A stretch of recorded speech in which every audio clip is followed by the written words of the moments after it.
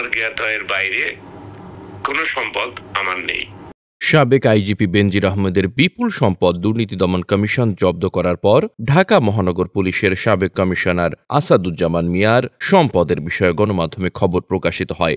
এর মধ্যেই তিনি সস্ত্রীক সিঙ্গাপুরে যান। গুঞ্জন ওঠে বেনজির আহমেদের মতো তিনিও দেশ ছেড়েছেন। তবে গতকাল সোমবার সন্ধ্যায় এ বিষয়ে জানতে মুঠোফোনে ফোন করা হলে আসাদুজ্জামান মিয়া বলেন, অন্যদের মতো আমি পালিয়ে যাইনি, সিঙ্গাপুর থেকে রবিবার দেশে ফিরেছি।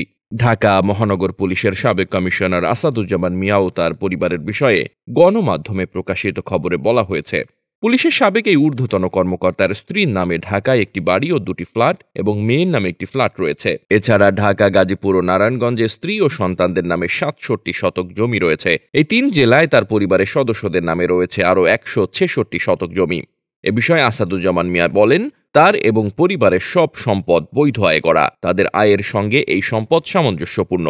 সকল সম্পদের বৈধ উৎস এবং কাগজপত্র তার কাছে রয়েছে। তিনি বলেন, চিকিৎসার জন্য দেশের বাইরে গিয়েছিলাম, কিন্তু বলা হলো যে আমার বিরুদ্ধে দুর্নীতির অভিযোগ ওঠায় পালিয়ে গেছি। কিন্তু আমি পালিয়ে যাইনি, গত রবিবার দেশে ফিরে এসেছি। সম্পদের বিষয়ে বিভিন্ন গণমাধ্যমে আসা সংবাদ প্রসঙ্গে আসাদুজ্জামান মিয়া বলেন, এটি ব্যক্তিগত আক্রোশ ও হিংসা থেকে করা হয়েছে। এটি জঘন্য পাপাচার এবং মিথ্যাচার। আমার যা সম্পদ আছে সবই জ্ঞাত আয়, আয়ের সঙ্গে সামঞ্জস্যপূর্ণ। যদি একটি সম্পদ থাকে যেটি আমার আয়ের সঙ্গে সামঞ্জস্যপূর্ণ নয়, তাহলে দেশের প্রচলিত আইনে যা শাস্তি হয় সেটি মাথা পেতে নেব। তাহলে দেশ ছেড়ে পালানোর গুঞ্জন উঠল কেন? এ প্রশ্নের জবাবে বলেন, ওরা ভেবেছিল হাজার হাজার বিঘা জমি আছে, একজন দেশ ছেড়ে পালিয়েছে, আমিও হয়তো পালিয়ে যাব।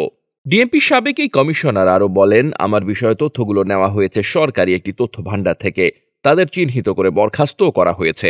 তথ্য গাজীপুর থেকে চলে গেছে দেশের বাইরে জুলকারনাইন সামির কাছে, তারপর দিন গেছে নাজমুস সাকিবের কাছে, এরপর বাংলাদেশের বিভিন্ন গণমাধ্যমে এসেছে। কোথায় চক্রান্ত হয়েছে এটা কি আর ব্যাখ্যা করার দরকার আছে? আসলে তারা চেয়েছিল আমার সম্মানহানি করতে, সেটা তারা করে ফেলেছে। আপনার দৃষ্টিতে এটি অপরাধ হলে কি ব্যবস্থা নেবেন?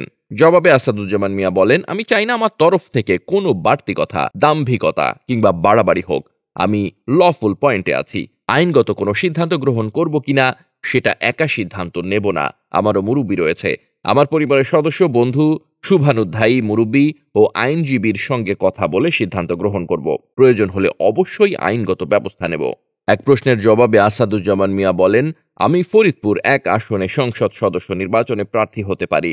আমাকে যদি এলিমিনেট করা যায় তাহলে অন্যদের তো কপাল খুলে যায়। আমার সঙ্গে যেহেতু দলীয় প্রধানের পরিচয় রয়েছে, আমি যদি মনোনয়ন পাই তাহলে অন্যরা তো চান্স পাবে না। তাদের মধ্যেও কেউ কেউ এই ঘটনায় জড়িত আছে বলে আমার মনে হয়। Desk report, বার্তাবাজার।